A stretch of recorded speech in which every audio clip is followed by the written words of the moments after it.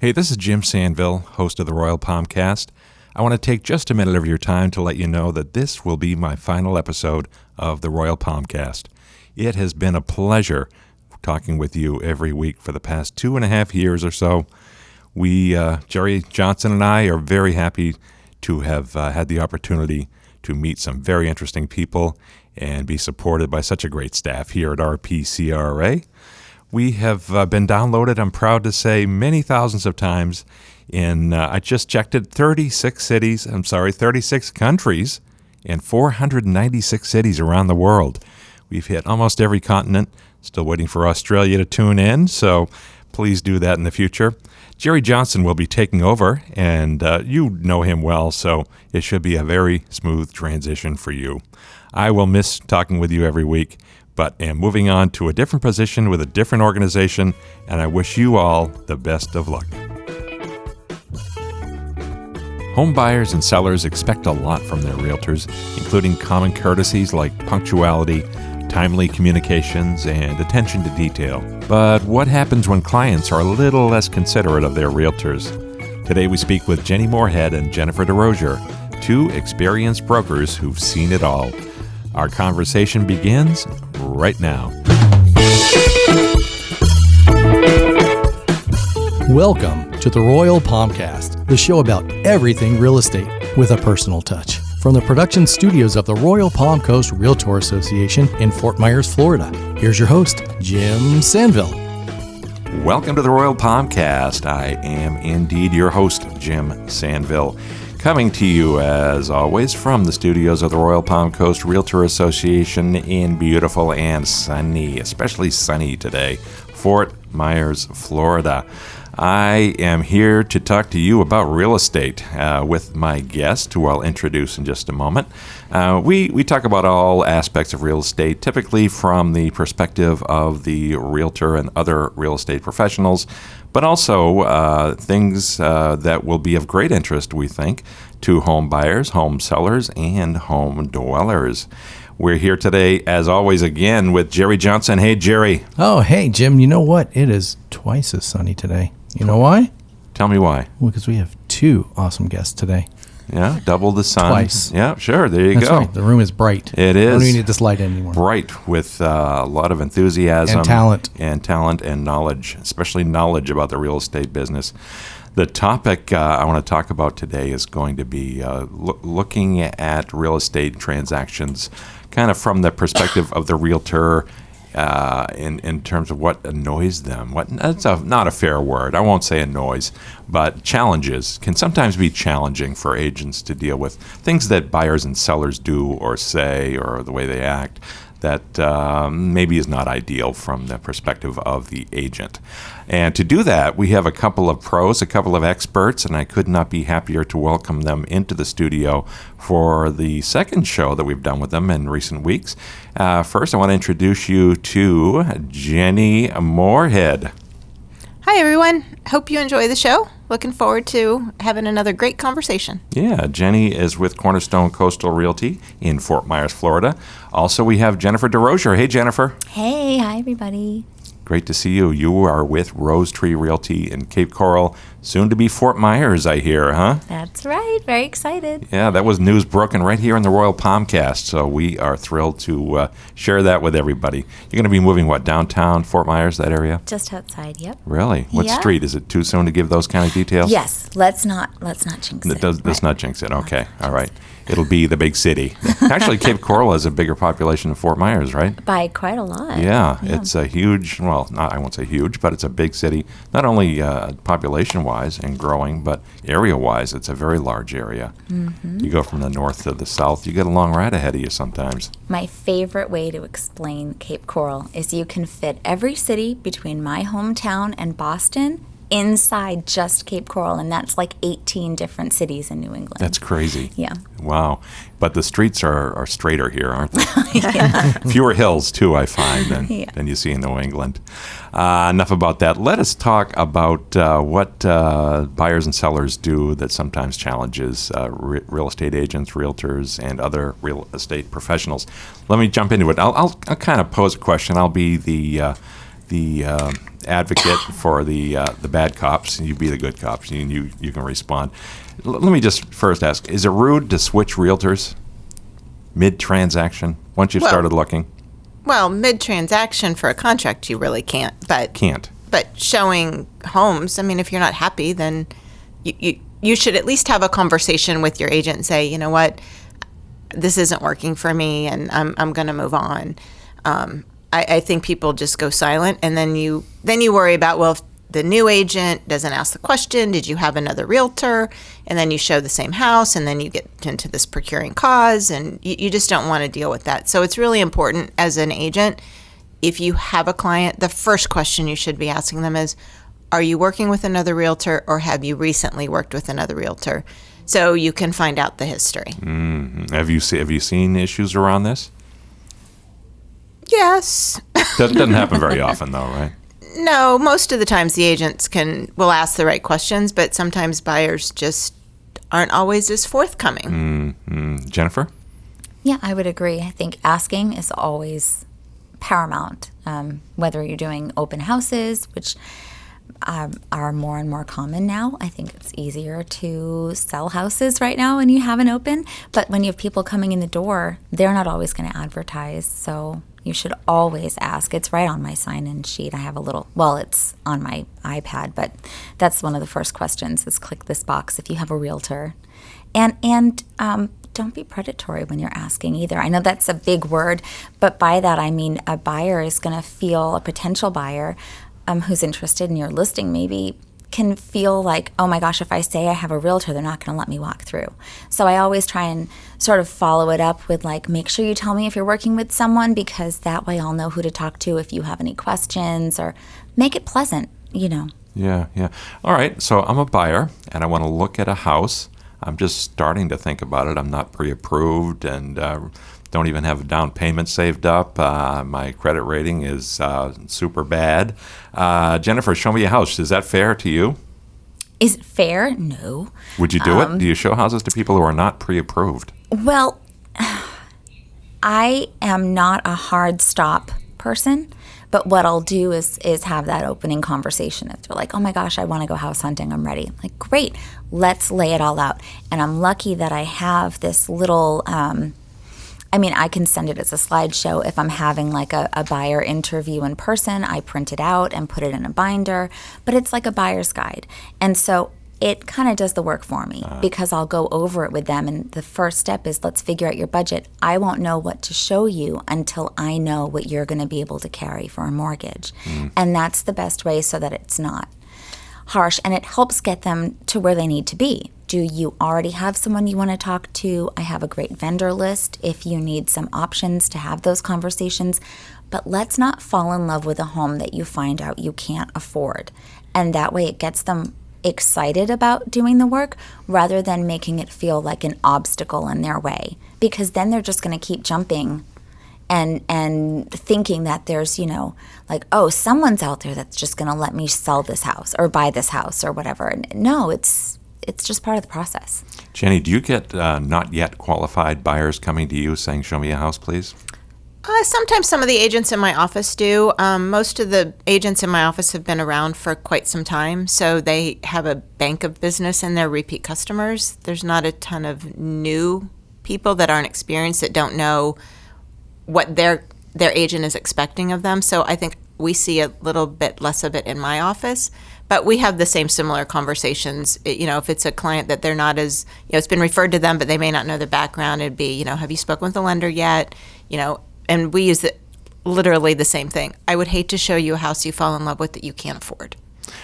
Do you find that buyers ever pretend they're ready to buy, but they're really not? I think I find that buyers don't necessarily know what they want. Like, they think they know what they want, but then they realize when they get out there that's really may not be exactly what they were looking for, or they had a preconceived misconception of how the process worked. Do you think the current hot market has kind of forced buyers, and both buyers and sellers, to be more keen on what the expectations are of all parties in this transaction, or not? Yes and no. I think that I recently worked with someone who kind of jumped off the cliff into home ownership because the rental market is so impossible. And her rental home was being sold. So it was like, I have to fight in this horrific rental market, or probably pay less a month and buy my own home. But then you have that whole urgency where it's extraordinarily personal to the buyer, but not as personal to the seller who's selling an investment property and the title company where you're just one more file. And, so then it becomes more like you have to sort of tamp down those expectations that what you're going through is valid, and I want to validate that and sort of honor that and help you through it, but also you have to understand just the volume of what this closer is working on, that they're not going to return your call that same hour, and that doesn't mean that anyone's dropping the ball. How do you manage things when a buyer wants to see a property that's clearly outside their budget? You have to be frank. If you're working with like a first-time buyer, is usually the one that's usually gonna shoot for the moon like that. And so for that, I'll kind of tell them, like, let's work backwards. Let me get a quick quote from a friend of mine that's a lender to show you what the monthly payment will be on that. And if you still want to take a look, I'll show you. But you've got to understand it's from what you're telling me, it's not going to really be in our wheelhouse. Yeah. But the caveat there that I'll share is I'm not adapting well to this crazy market. I'm a non-pushy realtor. So if someone tells me what their price point is and their comfort zone is, I'm not the realtor that's going to try and search outside of that. I will run searches just high enough outside that I feel I can negotiate it back down into their comfort zone. And twice in my career, I worked with people who I should have known were setting the cap for themselves and not because they were incapable of spending more. And I lost them because I wasn't showing them really high-end property because they said they wanted to stay lower. And then they were like, we love you. And they refer me out all the time, and they comment my name when people ask for realtors, but they bought a house that someone else emailed them because it was like $200,000 above their cap. So like, read your customers, I guess, is my tip. It's like, don't push something that's too expensive on someone that you know is an entry-level buyer, and you're going to cause them to, spend outside of their means. But if you're working with people buying a second home and you know that they're fine, maybe don't hurt yourself. Jenny, do you find that buyers are still experiencing sticker shock when they describe the house they want, 3-bedroom, 2-bath on water with a pool and this and that, and then you tell them, okay, no, because that doesn't exist in your price bracket. How do you manage that? Well, I can only show them, here's what's available, and just say, this is what you're looking for. This is the price range fitting that criteria. So if we need to remove some of those items in your criteria to get to the price you want to be, then we can do that. And we can do it by process of elimination. Let's remove the water portion. That's going to save you some money for sure. Let's remove, the age of the home. You said you wanted something that was only 5 years old. Well, maybe we go to 10 because maybe it's been updated. Those are all things that might help get in the place where they need to be. But a lot of it's just education and, letting them know the market is tight. There's so many multiple offers that most things are going well over list price. And that's a problem too when you're financing. And I've never felt more badly for new buyers because it's really hard for someone who's trying to get a loan. I mean, we have some personal friends that were moving from New Jersey. He's putting 40% down. And we've gone through 5 offers over list. He'll pay the difference, like all of that. But because there's a financing contingency, the seller's got cash offers that they won't take. So it's really very difficult. Yeah. Well, how do you coach people in regards to bidding wars? Do you say you shouldn't do it, you have to do it, or be prepared to do it? Be prepared to do it. Yeah. You just coach them as much as you can. And when they say how much, I can't tell you how much. Like, I don't know. There's no way for you to know. What are you comfortable with? Are the majority of properties selling for above listing price? most that I've seen. Jennifer? Yeah. same. I watch the stats, when you first log in, and it's 100% of list price on average in our market for the last 6 months, except for one blip where it was 110% of list price, which is bonkers. Yeah. If you're financing, boy, that's a challenge, right? Yeah, like Jenny says. How about if I'm a buyer who schedules a home tour of the same property 6 times and still doesn't make an offer? What should the realtor say to that buyer? That is a tough one. I don't know that I've experienced that. 4 times, 3 times. Well, yeah. What's the limit? I I've had think 3 times. I've had 3 times. Yeah.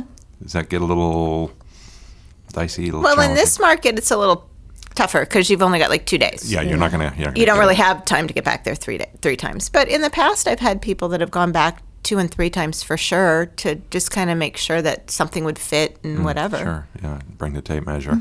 How about buyers who want to make a lowball offer and potentially or almost certainly insult the seller, especially in this market? Yeah, they do that a lot. They do. My out-of-town buyers tend to want to do that, and especially people where they, in the past, have gone directly to the seller and not worked with a buyer's agent. They seem to think that they can get a deal for themselves. So I'll send them all the education. I'll show them what things are selling for. I'll try and show them the comps, which is impossible because our market goes up like 10% every month. So what sold 2 months ago is definitely no longer relevant. And then I'll just tell them, I will submit what you ask me to at the end of the day. I am telling you, not only will this almost definitely lose you the house, but when there's other offers in the mix, the seller's going to remember. And then they say, go ahead, submit my lowball offer? Sometimes, because Really? it used to be, the mentality used to be like, well, all they can do is say no, and then we'll come back with a higher offer. And that used to work when there were not 7 other offers on the table at the same time. Jenny, how do you handle it? Do you see a lot of that lowball activity? I don't see as much lowball, but I do see people still trying to go a little under list, figuring, well, the seller can come back and counter, or they'll call for best and final, and then I'll submit best and final. So I've tried to continue to educate the agents, to educate their buyers that there's no rule that says you have to call for best and final. This is a tight market. You should be submitting your best offer no matter what. Gotcha.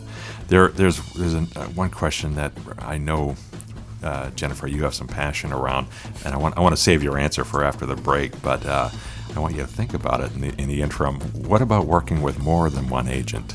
So we'll tackle that after the break. We're talking again with Jenny Moorhead and Jennifer Derosier about challenges that realtors sometimes experience in working with buyers and sellers. And we'll be right back after this.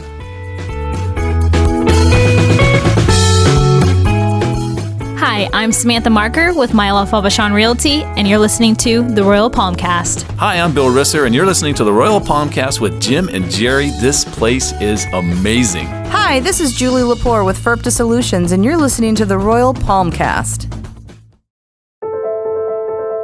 Education, you need it, we've got it. I'm Angela Foster, Director of Education at Royal Palm Coast Realtor Association.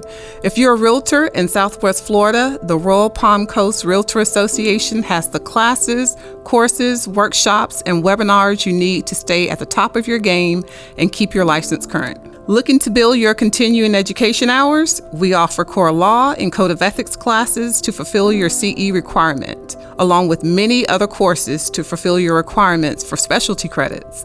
Want to learn the ins and outs of the specific market you serve? Our A series provides an in-depth look at Cape Coral and Fort Myers with all the right experts to fill you in. Our contract series is a 5-session course on listing agreements, FAR bar contracts, timelines, and more. It doesn't end there. Classes like how to stay out of real estate jail, negotiating skills, listing tips, conflict resolution, and many more keep realtors in Lee County up to speed with the latest information. Many of our classes are free to members and some are open to non-members. If you're a real estate professional who's interested in working in the Southwest Florida market, we've got you covered. For more information, visit our website at rpcra.org or email education@rpcra.org. We hope you're enjoying the Royal PalmCast, a production of the Royal Palm Coast Realtor Association, your association for realtor resources, services, and education in Southwest Florida. We're committed to the success of all our members and advocate for property rights, both commercial and residential. We continue our efforts educating and influencing policymakers at all levels about issues important to realtors and homeowners. RPCRA also leads the way with community involvement, market analysis, and member engagement, all of which contribute to a superior realtor experience. With 2 convenient locations in Fort Myers and Cape Coral, the staff of RPCRA is here for you. You'll find us online at rpcra.org and across social media including Facebook, YouTube, Twitter, LinkedIn, Instagram, SoundCloud, and all major podcast apps. Be sure to subscribe, like, share, and follow us to stay current on all our upcoming classes and events. Now, back to Jim Sanville and the Royal PalmCast.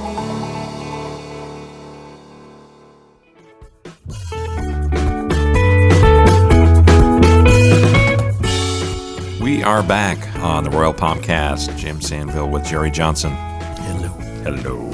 We have guests today, too. 2 guests named Jennifer. One is Jenny Moorhead from Cornerstone Coastal Properties, as well as Jennifer Derosier, who is the broker-owner at Rose Tree Realty of Cape Coral, soon to be Fort Myers. Very exciting news there. We're talking about things that buyers and sellers sometimes do, and that present a challenge to the real estate professional and how they handle them. So I think it's interesting to hear things from their perspective, especially if you're listening as a buyer or a seller. Things to keep in mind as you progress through the transaction or even as you're just starting out. So before the break, I let Jennifer Derosier know that we wanted to talk about buyers who work with more than one agent. You got any thoughts on that topic, Jennifer?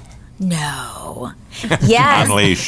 Don't do it. I'm here to listen. Oh my gosh. No, I cannot overstate this enough. Now, this has happened to you, right? This has happened to me, and it's dangerous. So, number 1, all realtors have access to the same freaking MLS. So, like... FMLS, yeah. We are all... That's exactly right. Right. I mean, the listings that you're going to be getting, and that's like a buyer education thing. That's what I lead with, number 1. After this experience, I've used to ease into that. Now it's like, hello, my name is Jennifer. I just want you to know that. And it's true. You're going to get the same searches from everybody. And so it comes down to who you click with in terms of personality, who you feel is going to best understand how to present the right offer, who you think is going to hear your needs and tailor the searches so it doesn't take you twice as long to get to the right house. And there's this huge fear because of the pressure of this market that they're going to miss something. And so they just go haywire and call everybody.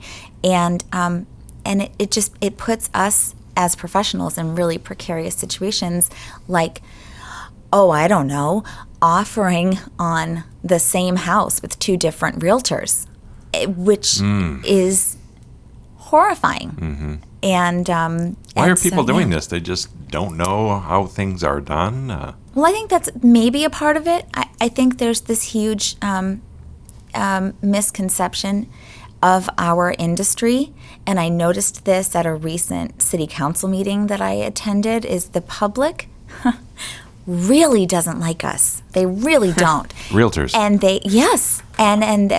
and we were just the bad guys at this city council meeting. Oh, in the context of this meeting. Yeah, yes. Gotcha. But it was specifically about housing. And the conception is that we are predators that only care about making money. We are the reason that the housing market is so high. And really? It's all this misinformation that is easily smoothed over if you just have a real conversation about it. Yeah. But I think having that kind of eye-opening experience to hear what people who are fighting to get fair housing as just citizens of our community, to know that that's what they perceive, it made me understand a little bit more how hard it is to earn the trust of a new buyer, especially a first-time buyer, who's really just afraid they're not going to have somewhere to live. Yeah, that's upsetting to hear. I'm not a realtor by design. The staff here at the Royal PalmCast Realtor Association, we're not realtors. Jerry, you're not a realtor? No, sir. Never have been. I know firsthand, because I deal with them every day, the realtors here in Southwest Florida are doing good deeds for their community. Some of the best and nicest people I've ever met, who are honest, ethical, and work hard to achieve that reputation that they enjoy. My Lord, this is upsetting to hear, but we did have a conversation at this meeting, myself and another staff member who attended, and made sure they understood that the National Association of Realtors are actually the largest proponents of affordable, equitable housing, right. The right to housing for all in the entire country. We are the driving force in support of that.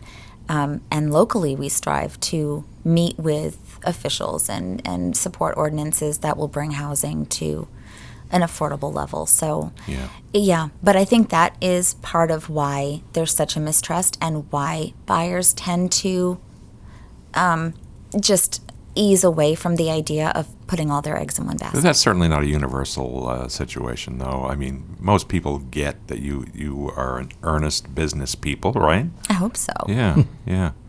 Okay, let's move on then. How about when buyers want to bring their kids to an open house? How do you deal with that? Well, I mean, unfortunately, a lot of people are out showing property and they don't have a sitter for the kids, so they bring them. I just always try to have the conversation when we're going to the houses. Please remember, this is someone else's house. We want to, don't touch anything, don't climb on anything, respect that this is someone else's house. And I've had times when kids have been running rampant and I'm trying to rally in the troops while mom and dad are looking. And there's a couple times I've had to say, Mom, we need to remove this situation because something's going to get broken. Yep. And there's no way to get around it. You just try and corral it. It's kind of like herding the cats. You just kind of got to do the best you can, but reinforce that this is someone else's home. How would you feel? Kind of thing. Yeah. And most of them are really good, and they do try and keep everybody, in good check. Yeah. I think we're all parents here, and we know that kids can be unpredictable in their behavior at times. Fortunately, our kids are all angels, right? So Perfect. So those other kids. How about when they want to bring the family dog? Fido is going to live here too. He's got to see the place. Yeah, Fido's not coming in.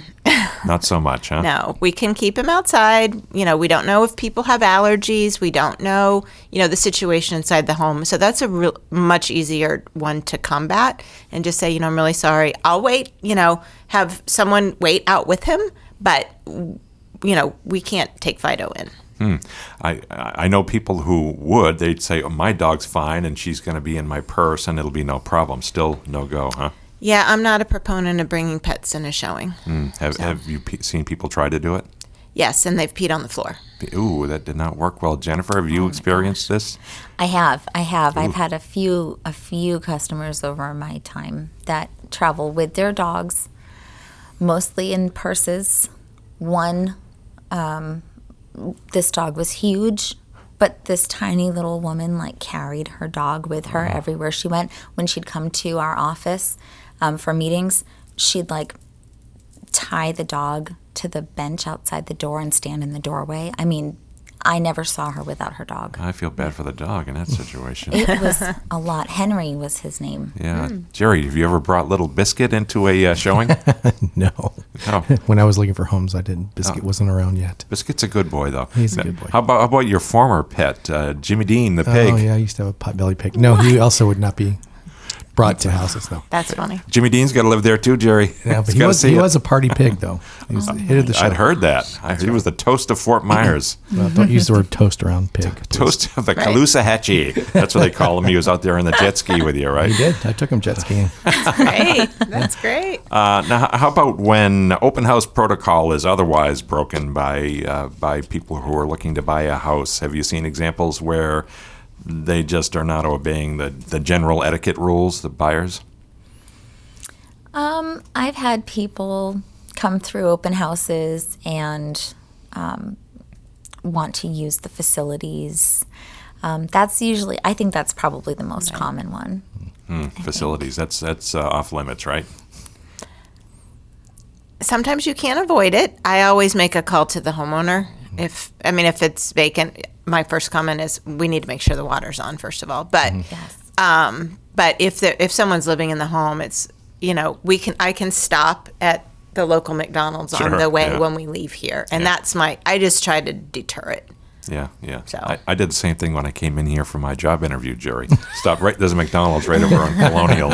I said, it won't look good to Jerry when he hires me. So, in any event, enough about McDonald's. How about people, we talked about this previously on another show you did with us about realtor punctuality. How about when buyers are not showing up on time or way early or way late? That is a tough one. I usually tell my buyers if they're early, please, especially in an occupied home, you must wait in your car until I get there.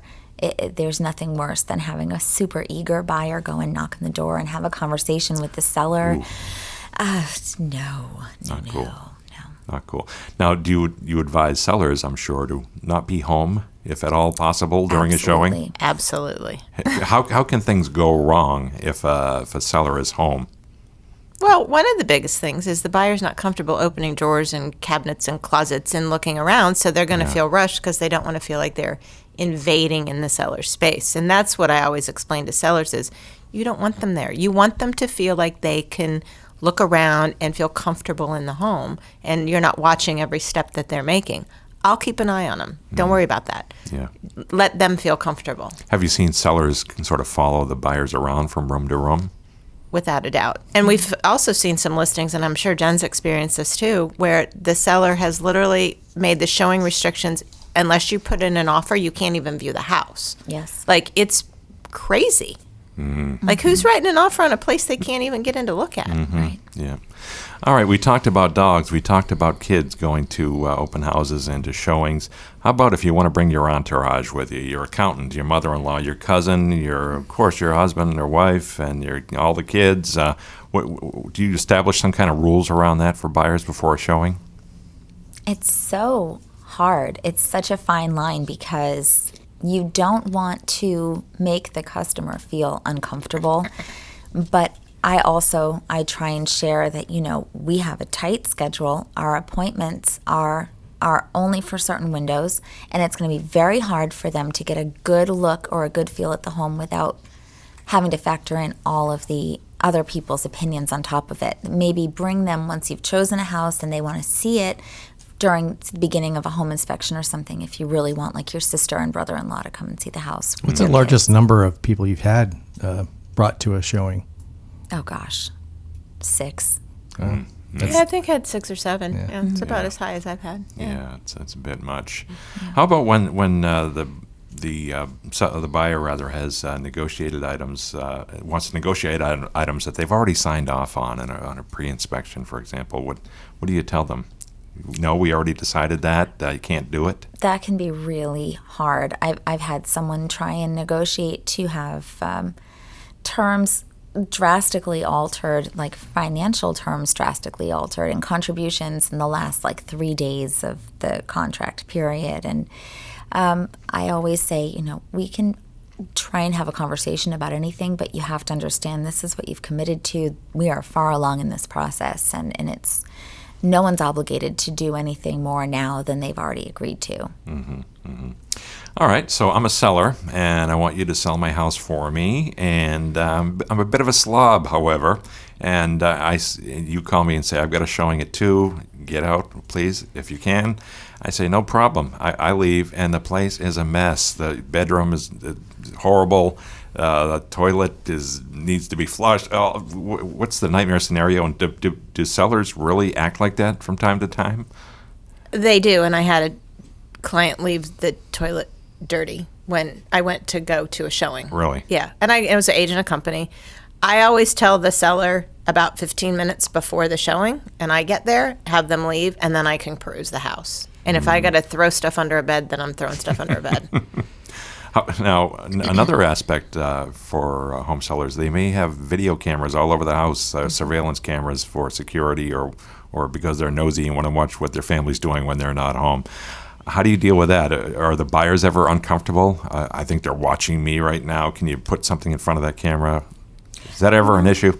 No, but I think now it's so common Right. with Ring and all those, security features.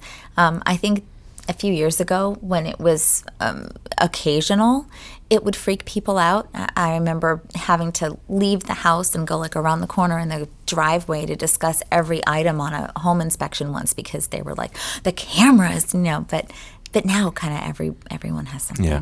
How about a different kind of camera? I come in as a buyer on a home tour, and I'm taking pictures of every detail of the home, and I get videos, and maybe the crew from HGTV is following me in, and there's lights and microphones. And how do you deal with that when people who want to document things a little too much?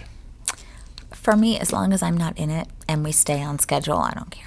Now, I'm sure the sellers from time to time may stipulate, I don't want anybody taking pictures in here. Well, security they'd or have to whatever. stipulate that, and then we'd have to put that in the Yes. showing instructions. Does- But if they haven't stipulated, then they have to understand people are going to take pictures because they're not going to remember everything they've looked at. And although there's photos on MLS, people tend to take photos in a category that it helps them remember the house. So when they're looking through them, they can remember things more categorically. Yeah, when I bought my first house, it was kind of the onset of the age of digital cameras. So film was free, and I brought a digital camera to the showings, and some of the sellers caught wind of it, and they didn't like the idea of people taking pictures in their house. It wasn't an issue when you had to buy your own film, and of course, but I was taking all kinds of pictures just so I would remember, and I put them in a file. Okay, this is the one I looked at on the west side, and yeah, it was very helpful. I think that's a listing agent educating a seller and explaining these are the things you should expect when you're showing your home. People are going to want to take photos. People are going to want to walk through. They're going to open doors. They're going to open drawers. If you've got cameras, they may say things you don't like, and just be prepared. It's more education, I think. Sure. And it's the same thing with buyers. Understand the seller has cameras. If you don't want them to hear something, then don't talk. All right, I want to ask each of you before we close things out here, from the perspective of both the buyer and seller, the number one thing you wish buyers and sellers understood about the real estate transaction. I have a life outside of real estate. Respect the realtor. Right. I don't always answer my phone at 11 o'clock at night. Same answer for both buyers and sellers then. Yeah, Jen? Yeah, I would say probably the same. Just don't be as abrasive if maybe I don't respond to your midnight text until 7:30 the next morning. I'd prefer to not be challenged and yelled at. I was recently out for a week. Cocktail? And and I just couldn't quite get to my messages. And Yeah. Now, so you could sum it up by saying, be a human being. Right. We're people, you're people. Right. Let's respect each other. Yeah. Cool. All right. So that just about wraps things up here on the Royal PalmCast. I want to thank my guests, Jennifer Derosier and Jenny Moorhead. And I'd like to let you, the listener, know where you can get in touch with each of them. Jennifer Derosier, how do people get in touch with you? What's your website? you can go to rosetreerealty.com, or you can give me a call, 239-281-4844. 4844. Jennifer Derosier, DESROSIERS. Nailed it. At the end. Jennifer Well Derosier. Jenny Moorhead, how do folks get in touch with you or get more information? Our website is cornerstonecoastal.com, or you can reach me on my cell at 239-671-2227. And if I'm not mistaken, that's Jenny Moorhead with two O's, right? And no E. And no E. All right. Spell it for us. I don't dare.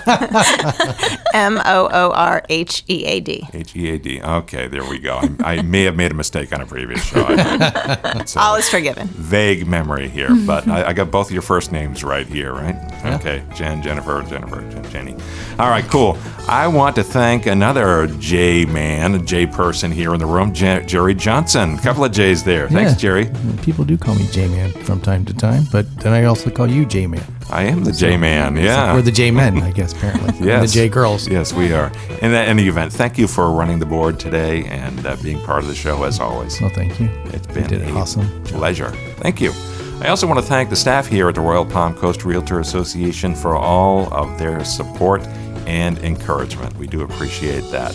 And we appreciate especially our listeners. If you are out there in podcast land listening in on us today, we appreciate your being part of the conversation, at least on the listening end. So thank you for being there. And we would invite you to get in touch with us if you are so moved.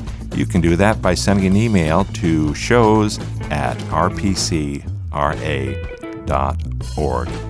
And again, my name is Jim Sanville. This is the Royal PalmCast. We'll look forward to talking with you again next time. Thanks for listening to the Royal PalmCast. Be sure to listen again every week on your favorite podcast app and visit the Royal Palm Coast Realtor Association website at rpcra.org and our social media pages, including Facebook and our YouTube channel.